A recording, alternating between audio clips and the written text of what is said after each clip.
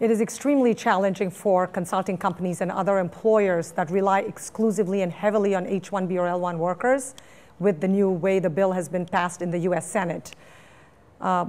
Employers will have to be extremely strategic and creative on how they are able to use the system. For example, an employer would probably need to file for permanent residency or green card to make an employee into an intending immigrant so that they are not counted as an H-1B or L-1 worker for H-1B skilled worker and H-1B skilled worker dependent employers.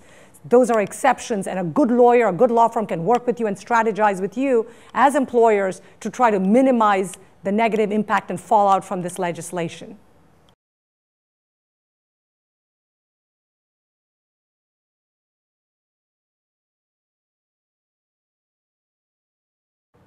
Well, if the Senate bill actually becomes the final law, which again we have serious reservations because in the House of Representatives they've already said they're not going to accept the Senate version of it, but in case it does end up passing, the issue is going to be how can an H-1B or L-1 worker prove by showing greater value in many levels than, say, a US worker.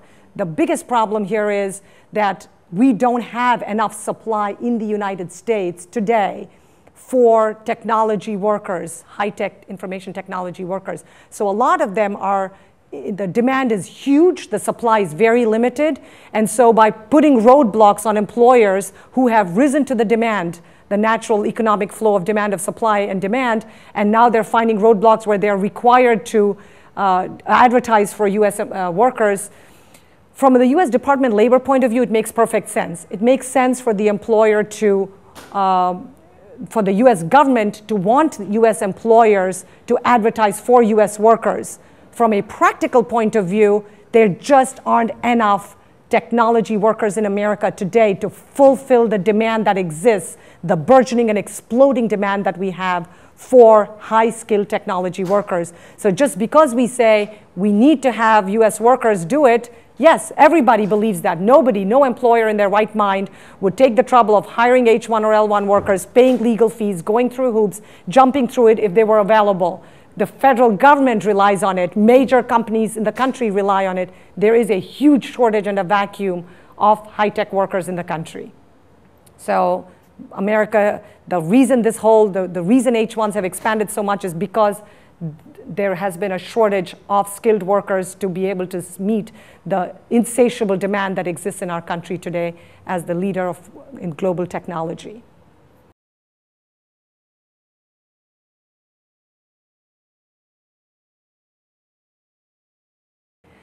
On the one hand, it does appear to be discriminatory, and it is if you look at it with that lens. But I always say every dark cloud always has a silver lining. And so in this bill, there are ways that you can get out of being considered an H-1B dependent employer. There are creative ways in which you can turn it around to keep the employee with you for a longer time by filing the green card for that person. For example, the bill allows you to file a green card as an employer either through the PERM methodology, the old-fashioned PERM through the Department of Labor, or through a points-based system similar to what we have in Canada. If the employer is proactive and aggressive and files the case for the employee through the PERM system, it will unite the employer with the employee for a longer time. It will protect both parties, and it will make it a better relationship in the long run. You can't change what the swell is. There is a feeling that if there is unemployment in America, why do we have foreign workers coming in? But I think the reality that a lot of people are not noticing is the fact that we have a huge demand for these services and the supply is not sufficient. And even though we've made science, technology, engineering, and math, the STEM fields, so attractive, I think it's going to take the next generation, it may be another 5, 10, 15, 20 years before we've completely caught up with the supply meeting the demand that exists in this country.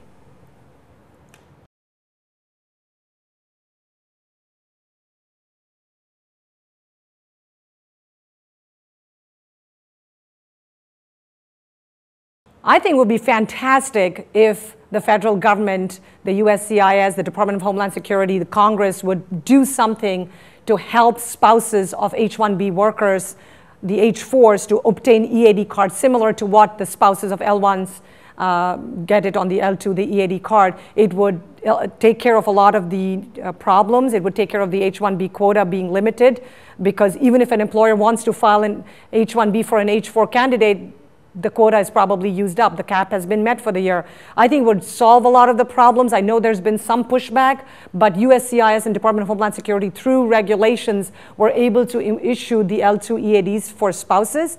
Maybe if the administration and the Department of Homeland Security could actually do it more through regulations without going through Congress, that would be wonderful. I think it would be a win-win. And I have personally spoken with people who've gone through hell personally in trying to work while on H-4, and the challenges and obstacles have been overwhelming. I think it's high time that we looked at this.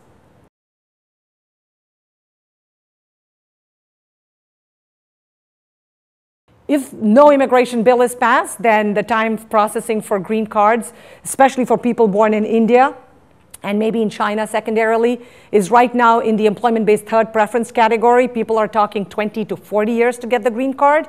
And in the second preference, which is people with a master's degree or bachelor's plus 5 years experience, they're talking 10 to 20 years for the green card case.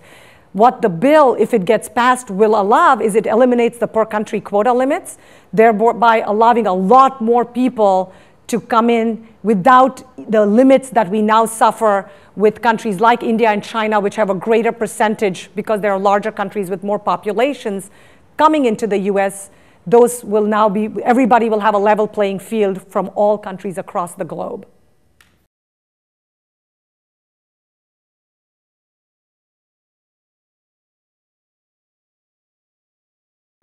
It's true that unless the law changes and nothing happens, the US Department of State, the person in charge of the immigrant visa unit, Charlie Oppenheim, explained to us at an American Immigration Lawyers Association meeting that EB3 could end up taking between 20 and 40 years, particularly for people, nationals of India, people born in India.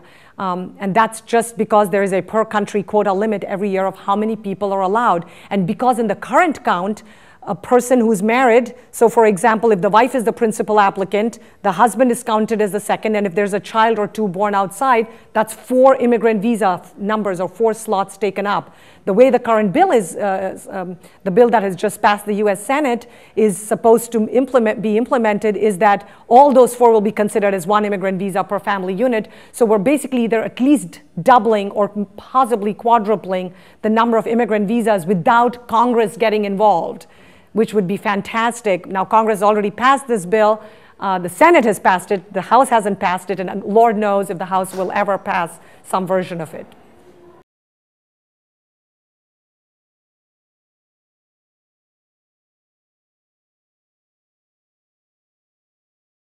Absolutely. I believe that the more we encourage people with high levels of education, particularly with PhD degrees, doctoral degrees, master's degree candidates, or because we acknowledge openly that we are having this huge shortage in the STEM field, science, technology, engineering, and math, by making it a little bit easier, by recognizing and giving them a little bit of an uptick and helping them to get their green cards faster, I think it's the way for us to go.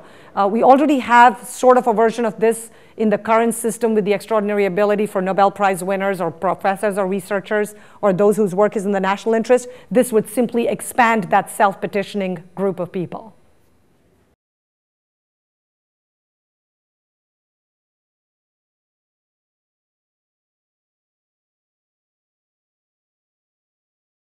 I think it is extremely important for the United States to recognize that we have been the world leader in technology, science, and every endeavor of the human mind and spirit because we have been open to bring the best and brightest from around the world to this great country.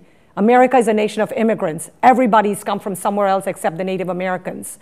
And if we don't wake up and realize that we need to continue to make America the destination for the smartest and best people from around the world, we as a nation are going to end up suffering in the United States. Now, on the other hand, from the Indian perspective, the Indian economy has been growing way faster than the American economy. As a developing economy, of course, it had more room to grow, unlike a developed economy which has plateaued to some extent. And it is true that there are many more opportunities today in India than there were 10 or 15 or 20 years ago. So it is fantastic that kids now have an option in both countries to choose where they can go, and whichever country makes it more conducive for its citizens and its people, and to encourages the best and brightest from around the world to work there, that's where people are going to go. If America puts roadblock after roadblock after roadblock for employers to bring in people, guess what? Like a lot of the major companies, they're going to have huge operations in other countries, and we in America are going to lose way more, because we benefit when immigrants come here and buy houses and buy cars and spend on our economy and help us to become more successful.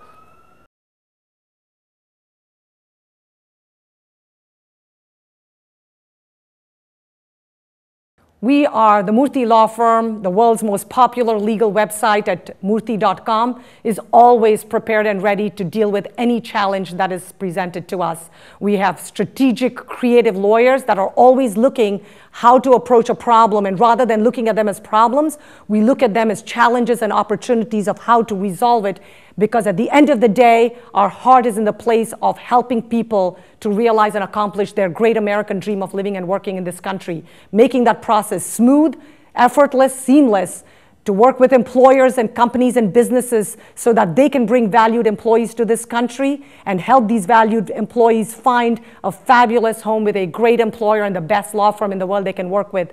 We are looking to hiring, training, mentoring. We are keeping up to date with the latest changes in the law. We are monitoring the law to see which way the winds are blowing. And whatever happens, however turbulent the waters grow, we are able to, at the Murthy Law Firm, chart our course and navigate through turbulent waters and find the peace, the horizon, the rainbow at the end of the dark clouds.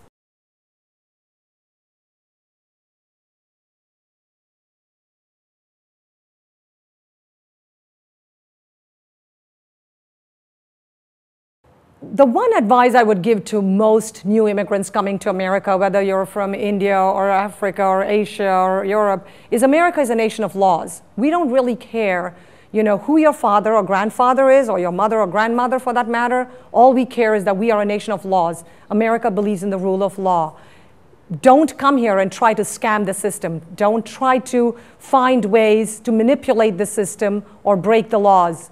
Keep in mind that even US presidents, while in office and considered the world's most powerful man or woman, has ended up paying the price for having broken or violated the law. Don't think you can come here and continue with a mentality that may have worked very successfully in another country.